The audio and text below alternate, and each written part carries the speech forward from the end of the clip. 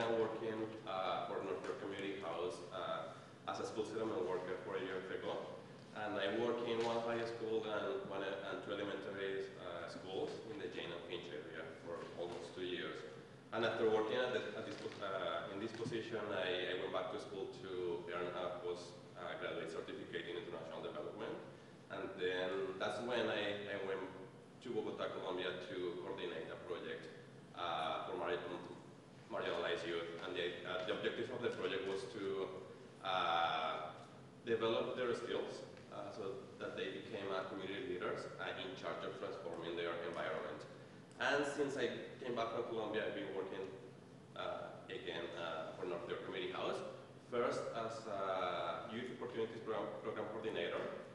The objectives of the YOP program was to provide youth with mentorship, leadership, and community activities to engage them in the community. And now I'm working as a youth settlement worker.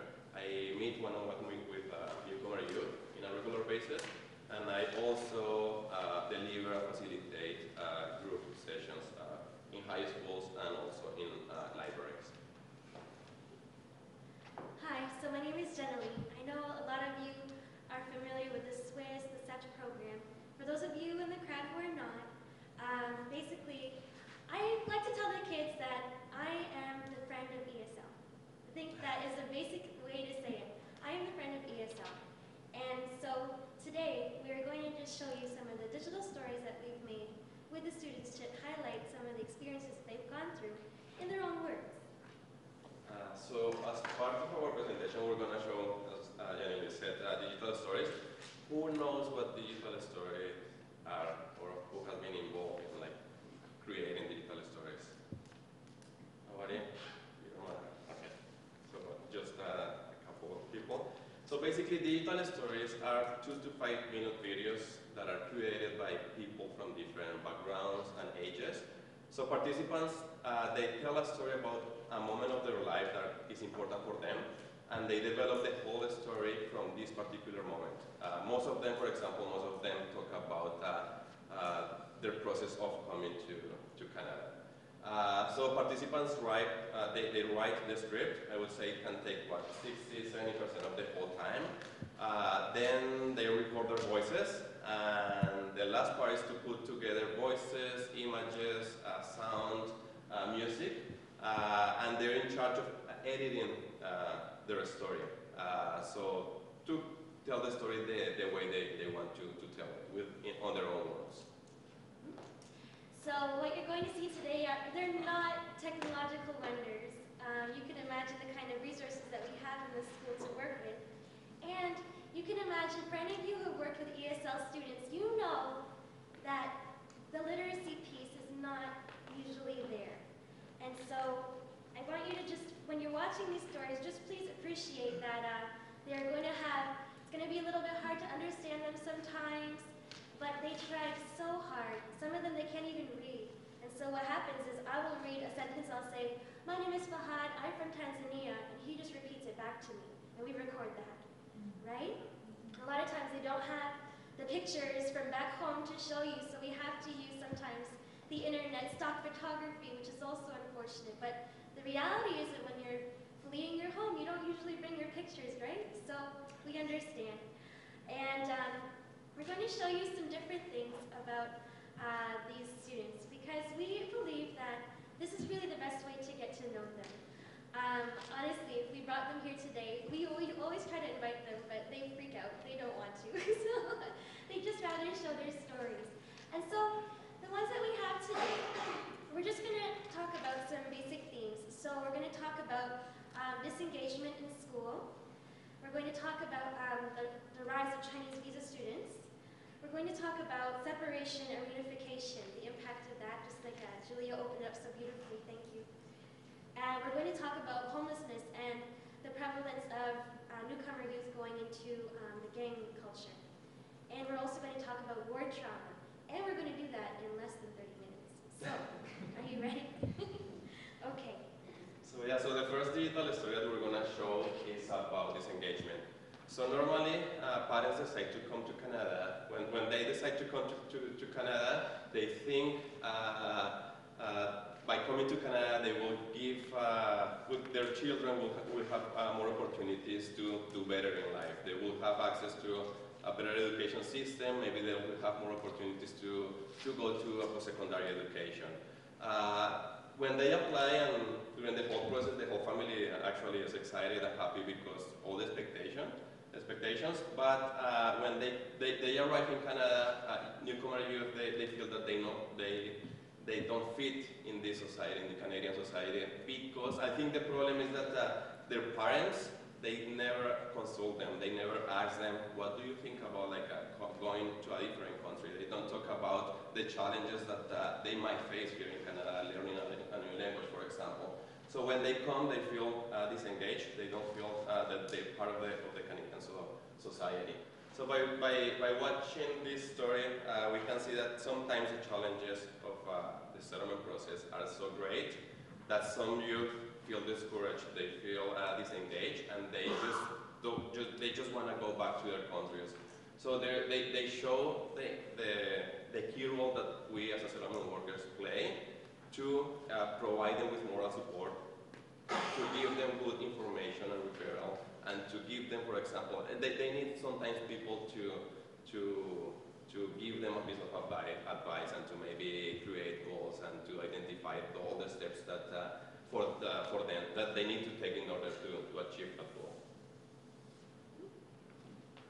Okay, so next we're going to talk about Chinese visa students. For any of you here who work in schools or you even have a teenager in schools, looks like someone's nodding. Yes. This is a very big trend happening right now. And the TDSB, the TCDSB, both of them are recruiting very heavily in China. And the reality is that we don't have the supports for them that are set up, mostly because we don't know that they're coming until September 1st, you know? And so there are not a lot of people that can help them. And the thing is, they don't know much about Canada. Even imagine me and you going and getting dropped off in the middle of Beijing, right? And people are like, why aren't you doing the literacy test? Of course you have to go to university. What's wrong with you? Why aren't you finishing your homework? And, you know, you just try to put yourself in those shoes. And on top of that, they have to live with host families that are not supportive. They just treat them like tenants. It's not like, oh, I'm going to have you in my house. Let's go to Niagara Falls. Let's go treat you up for Ethiopian. Or, you know, it's more like, this is your room. This is what you eat. Do as good as you can in school. Where's my check? And that's the reality of the students. So one of the students that we're going to show you is a success story. His name is Jam. And he was very, very adamant that he would succeed in school if he was able to run. And so this just shows the impact of extracurriculars on the students' motivation. Jam, when he made that story, he was having such a hard time in school, you can imagine. He was an ESLA student. In that school, if anyone's ever been to Kipling in the Westway, you'll know that there are no Chinese people there. You will know there are no Chinese people there. So he was having a really hard time in school, and things were not going very well for him. But through all of this, you know, the teacher saw, okay, he's interested in extracurriculars, let's put him at U of T. Okay, and that's, like, he really wants to tell these kind of stories, let's have him make one. He ended up to be a big leader in our school community, and now we actually are having more and more visa students coming in, just like every other high school. And Jam is probably one of the best ones.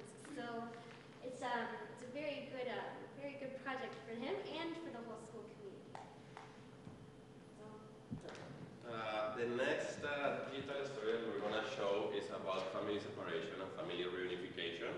So normally, one of the parents decide to come to Canada because they are looking for a better future for themselves, but also for the whole family. So they apply to come to Canada, they come, they work very hard for many years, let's say 7, 10 years. They save money, and when they have the means, they decide to sponsor the whole family or sometimes just their children. So when their children they know that they're coming to Canada, they're very happy at first because they're coming to a new country, but they're especially happy because they're gonna live with their mom or dad that they haven't seen for maybe 7 or 10 years. The problem is that when they arrive, they quickly realize that they don't really know that person that they've been called mom and dad. It shows, like sometimes he's very close to me, so it showed me that we as a frontline workers, we have to help them emotionally, but also try to give them, try to encourage them to keep going. And yeah, so that's Juan Fernando's story. Let's go back to what Julia was saying earlier about reunification and the Filipino community. Because if anybody here works with Filipinos knows, the vast majority of the youth here are separation and reunification stories. I've been at this job for 4 years now, and I think I've only met maybe 2 or 3 families who have actually all come together. The rest were all separated. And I mean, it's so sad to see because I'll give you a story for instance. The other week, twins came to my office. 17-year-old twins, very cute, very bouncy little twins. But they were very sad because they said, "Miss, we need you to call our mom because we want her to take a day off and take us to Yorkdale.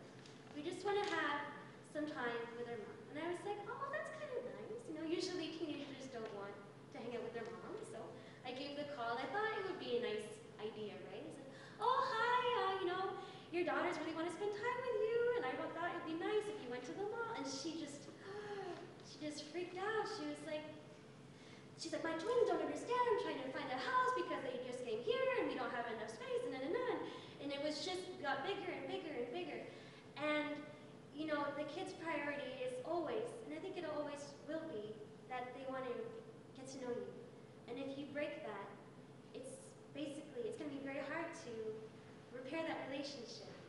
And so, the next story I'm going to show you is one of our Filipino students, not one of the twins. Her name is Venezia, and she comes from Western Collegiate. So one of the biggest conceptions about the Filipino community is that they don't really need settlement help. And that's something that as a Filipino I hear a lot. Because they say, "Oh, well, your community speaks English, you guys are fine. Latinos need help, and the Chinese need help. Filipinos are fine, their English is good, their parents are fine." And their parents, and some things are true. Welfare is not a big thing in the Filipino community. Social assistance is not a big thing happening. So then people think, "Oh, well, they're making money, so it's fine." And the thing is that you have students like Venezia she's very positive. You can tell she's very optimistic. If you get a chance, take it. It changes your life, let it. Beautiful, beautiful words coming out of her. But that's not happening with a lot of our reunification students because there's no one at home for them because the parents are working and they're not on social assistance and they're not trying to ask anybody for anything. So they're not coming to parent-teacher interviews and so they're not coming to community events. So people are like, your community's fine, they're never here. And that's the problem. That's the problem with my community. So, like with Venezia, I can tell you, like right now, she's trying to apply for college and university. And that brings up the other thing happening as well. Because you can guess, a lot of the Filipino mothers come here as caregivers. A lot of them come here with nursing credentials. So a lot of them want their daughters to become nurses. And a lot of those daughters do not want to become nurses. And so that's my update about her right now. So I'm hoping she can keep that optimism, keep that motivation, and we'll continue working with her in the future. Yeah, the next little story is about refugee youth and gangs. So basically, it can be easy for refugee youth to be involved in gangs because of all what they experience back in their country. Some of them live in basically war zones. And they join gangs because it represents safety, provides them also with emotional support, give them identity, and also a purpose for their life.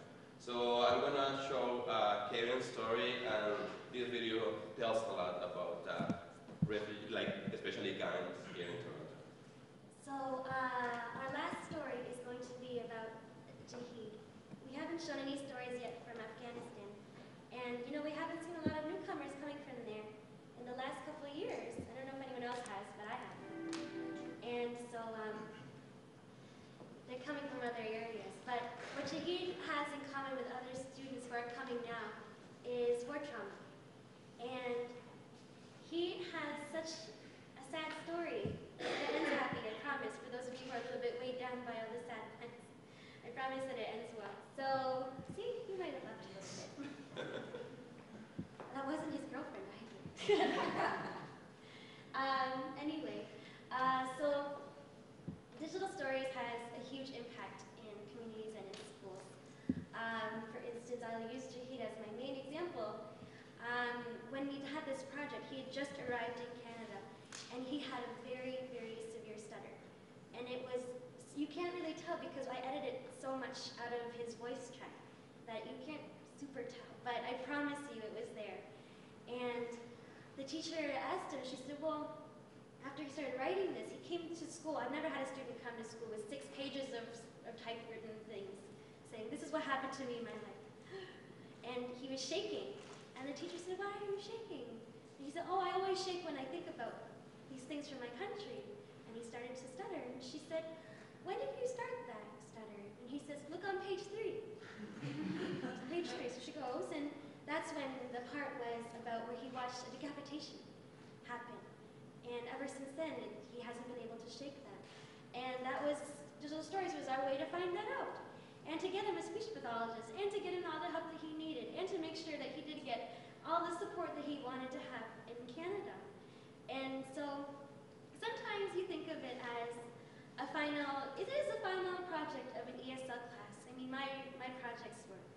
And it's a weird thing for a settlement worker to do, right? To walk into a class and say, I'm going to teach you the final project. But it is possible, and it works. And a lot of the students, it changes their lives. It changes the way they interact with the students in their class. It changes the way they interact with the teachers. Attendance will go up, I promise. And the idea of them knowing that these stories are getting shared is very powerful for them, even though they are too scared to be here today.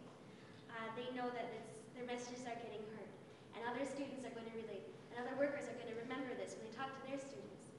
And so it is a very big impact, and I'm glad that North York Community House is such a pioneer in this work. So at the end of all this, if you want to ask us any questions, please feel free, because this really is a worthwhile project for all of you to undertake. Thank you.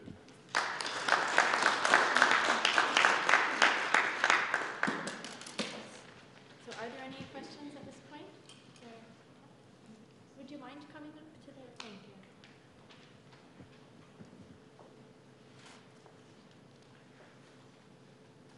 I was just wondering, really, is there a set website or something where we can do more of these, and how do we hook in with you guys to take on? I'm from a museum, so we do a lot of digital storytelling with adult ESL. So just wondering how we hook in with you guys. The website, most of our videos are posted on YouTube. Okay. So go to YouTube and then youtube.com/nicheonline. And you will have access to all the videos that we have created in the last 4 years, I would say. Yep, and so it would be NYCH, short for North York Community House. And so that's where a lot of our resources are, and also we have a package we could also send out to you too if you're interested. Yeah.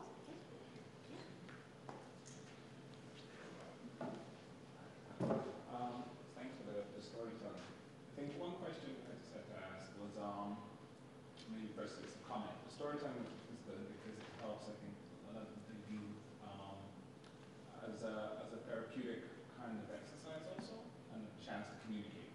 But one thing I haven't seen yet is, or maybe you guys might, as a recommendation, how is it used also in communicating to some parents about certain coping mechanisms and discussions that they need to have with their children?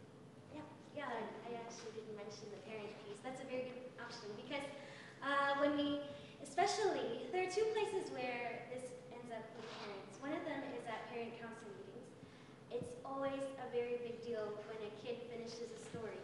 And so that is the main place to go. But as a lot of you know, immigrant parents don't come to parent council meetings, but they will come to a screening. So when we finish this whole project, we have a huge party in the school, and it's a potluck, and they bring in all of these desserts and everything, and their parents come in. And we've had experiences where parents have actually just cried on the spot before we even put a movie on, because they've never been inside of a school before. That was an experience that we had with a Roma parent, because he has darker skin, it's the same shade as mine. His kid has more of a whiter skin, so he never brought the student to school because he didn't want people in Hungary to know that that was his kid, and his kid is Roma. So for that parent to step into the school was a huge deal for him, and he was just a mess before we even brought a movie on. And then when the movies did come on, parents react to this in different ways. You can imagine.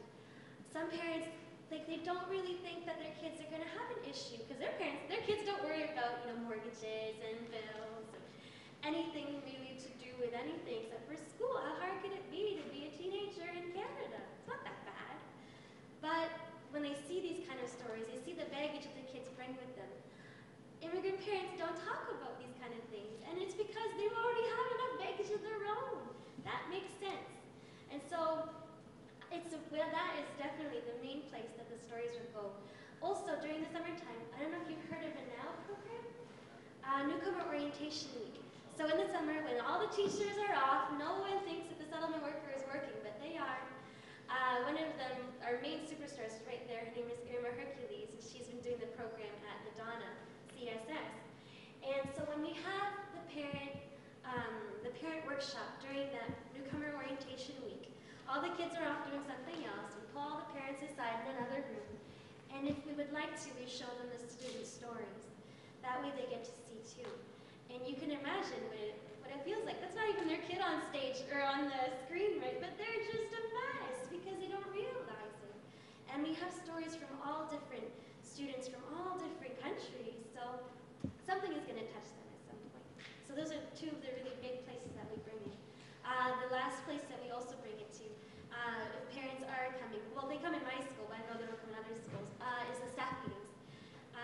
Because teachers need to know what the student has seen, right? If the student has seen a decapitation, if the student has been left home by themselves, if the student has been taking narcotics, they should know.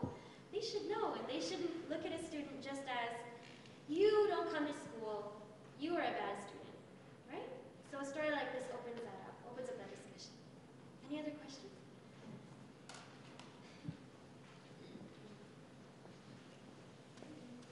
Hi, this is Carla. Is it? I'm Mary Kay from Costi. We work with the government assisted refugees who face very large language barriers. So I have kind of two questions. One about language barrier. What tools or what are you doing about the students that can't speak English? Because I notice in all these videos that it seems like everyone's It spoken looks English. She's the master. It's very, there's some severe editing that happens with them. So like I was saying, when they can't speak English, like the main example that comes to mind is another, the Roma youth. The Hungarians always come over with very, very little English. And what happened with this student is we had to go back and forth on Google Translator and go back and forth and back and forth and back and forth. So finally, what came out would look just like garble. And then we turned that into a story. We gave it to a Hungarian worker, and they put it back into Hungarian. And then she recorded it in Hungarian, and we put subtitles on it. So if they really have zero, that works. That worked with her. But if they would like to do it as a first language, and we can just put English subtitles, it's fine. It's not a huge problem, but since with my students it's an ESL project, they'll probably fail ESL. So that's why we try not to push them. And then I wish I could verify three then, I guess. No, Are that's you only okay. in Toronto, or do you do like Peel regions? No, just in Toronto. Okay. And then final question, do you ever get any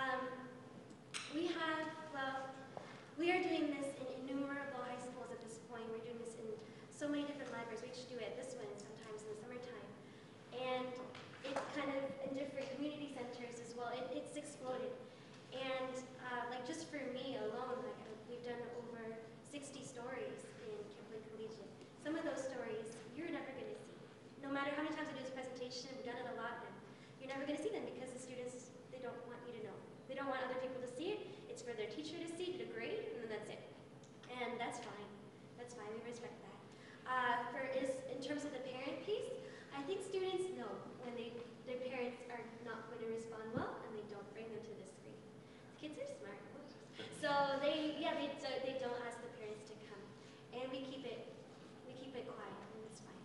But if it is an issue that is going to be huge and affects their grades and affects their well-being, then we'll have a meeting with the parents, and they'll come in.